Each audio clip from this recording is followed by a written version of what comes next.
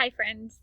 I'm out here in my spot, my new favorite reading spot, and I have Bob in my hands, and we are going to read. Here we go. All right. Spoiled. What does the word spoiled mean to you? Multiple meaning word. One, it means that the food is no longer good and it's spoiled, it's rotten. Spoiled can also mean that you get more than you should. Spoiled. I know Nutwood has a point. I've become a creature of habit, spoiled after a stretch of being my own dog for a long time. I was Bob the Beast, cunning and streetwise. As a stray, I lived off leftovers at the mall while Snickers dined in her fancy pants kibble. Man, how I love that cotton candy stuck to the floor, the unexpected UFOs, the ends of ketchup-covered hot dogs scattered underneath the bleachers like, I don't know, big toes or something. Ivan offered to share his gorilla food with me, and Stella and Ruby were always ready to pass along a carrot or an apple, but I refused. I needed to stay in shape, stay tough, stay true to my wild nature. Okay, so maybe every now and then I'd sneak a banana chunk from Ivan's breakfast, but then things changed. I became civilized, domesticated, a pet. Oops, wrong way.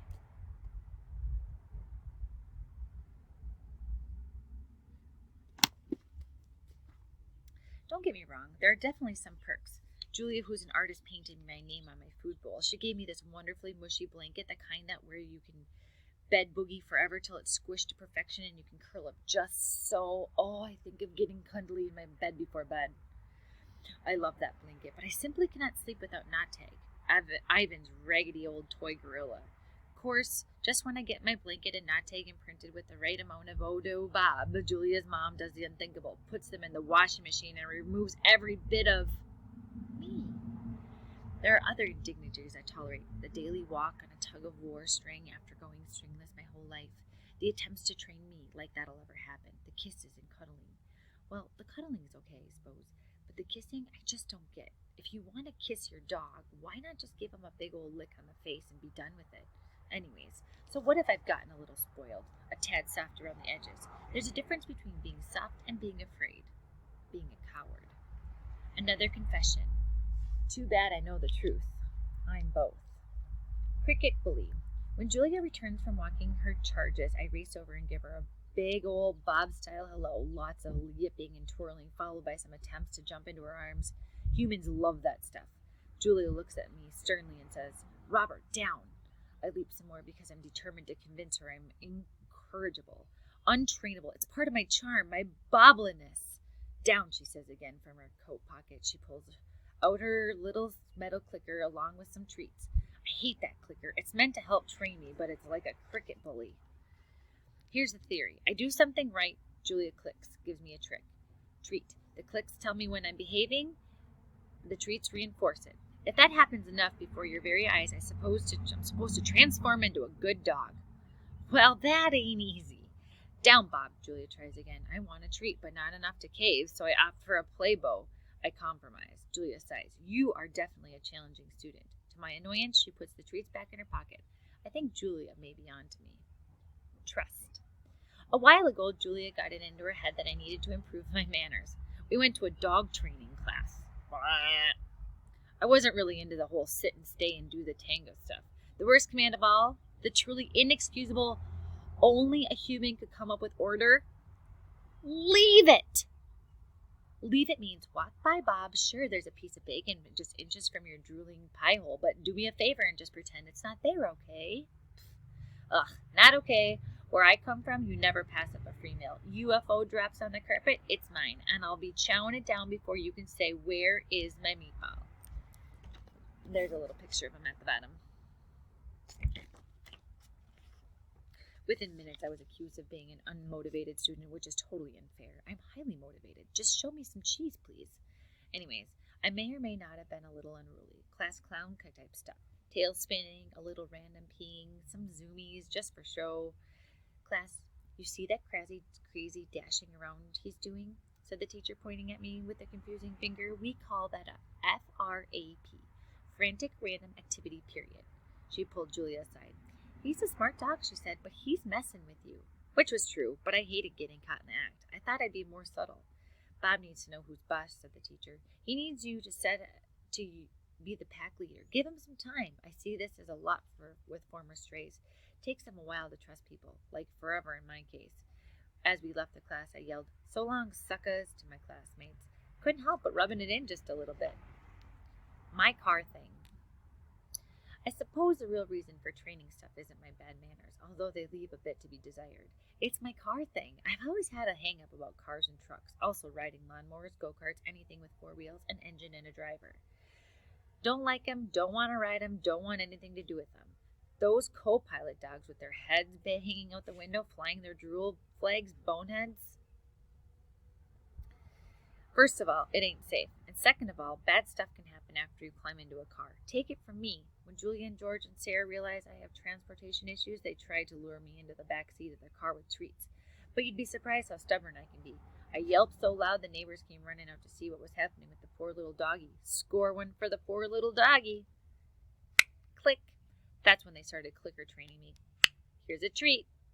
Come closer to the car, Bob. Here's a treat. Watch people I open the car door, Bob. Here's a treat. Come right up to the seat, Bob. There's a treat. Come on, Bob. Bob? Bob! Where are you, Bob? Yeah, it was like that a lot. Options. Still haven't been in a car, or a truck, or a tractor for that matter. When I have to go to the Rhymes with Pet Threat Julia and her parents walk me through there, they say elephants have long memories. Well, so do dogs, people. It's not like I'm afraid. I'm just exercising my options. Full wag. Are you ready to head over to the park? George asks as he passes through the living room. He's carrying 2 flashlights and a roll of masking tape. Yep, Julia says, and I do a head tilt to show I'm intrigued by the conversation. The place where Ivan and Ruby live is called Wild World Zoological Park and Sanctuary, but everybody just calls it the park. George works at the park as head groundskeeper, which means I've got some sway, and everyone who's employed there loves Julia. Give me a minute. I just need to grab my coat, says George. Straight home after that, though, Julia, says Sarah, just in case the weather gets worse. One minute the weatherman's saying we're going to have a little shower, the next it's the storm of the century. Julia scratches my head. I thought Hurricane Gus wasn't coming till tomorrow. Sometimes they change course, says Sarah. They can be unpredictable. You know, George says with a wink. In the old days, they only named hurricanes after women. Julia groans. That is so sexist. It's not just that the wind that I'm worried about on this one, George says. It's the storm surge that could be a problem. Flooding. Julia tries to make me wear the mom's latest creation, a knitted dog sweater with security written all over it, which I suppose is an ironic reference to my petite size. I politely decline. All right, you win, Julia sighs. Ready for your walk, Bob? As the mention of the word walk, I go all crazy, mutt, so it's clear I'm on board with the idea. Humans love it when we get silly. I think they're so weighed down by people problems that sometimes they just need to be reminded what happy looks like. Julia attaches my string. I try for a little tug-of-war, but she refuses to buy it. Let's go see Ivan and Ruby, she says. Just hearing those names sends my tail into a full wag. Good words, bad words. I've never met a dog who didn't get a big old grin on his kisser when walk slipped into a conversation. Dogs understand more than you might think. The Nature Channel says we're as smart as the average human toddler. 2-year-olds, my fuzzy rump. We're a billion times brainier than that babbly rug rat. There was a dog on the man's best friend show who supposedly understood like 1,000 human words. Border collie, I think. Those guys need to switch to decaf. The narrator was gushing about the wonder dog, and I'm like, well, duh, Brainiac. Of course we understand people. Not everything, mind you, and some of us were more attentive than others. Depends a lot on how interesting your humans happen to be. Certain words will really cause our ears to perk up. The classics: treat, walk, frisbee, bacon. And don't forget the swear words: vet, bath, fireworks, and vacuum cleaner. Ooh. We always hear those. Let's see how long this next one is. All right, let's see if we can squeeze it in. Clock versus moon. Julie and I wait by the front door while George says goodbye to Sarah. I think maybe the hardest thing for me about being domesticated, a pet, if you insist, is that I can't control my own schedule. If I had my way, I'd hang out with Ivan and Ruby all day, every day. Unfortunately, humans love their clocks. Dogs, we use the sky to tell time like any sensible creature. Sky says it's dawn, time to eat, it's noon, time to eat, it's afternoon, time to eat, it's dusk, time to eat, it's midnight, time to eat. Point is, it's always time to eat. Dogs have a thing for the moon, too. Like wolves and coyotes and other relatives of ours, no calendars for us. Moon looks like a claw. Moon looks like a half a pancake. Moon looks like a tennis ball. Moon looks like a clay again. A chunk of time has passed.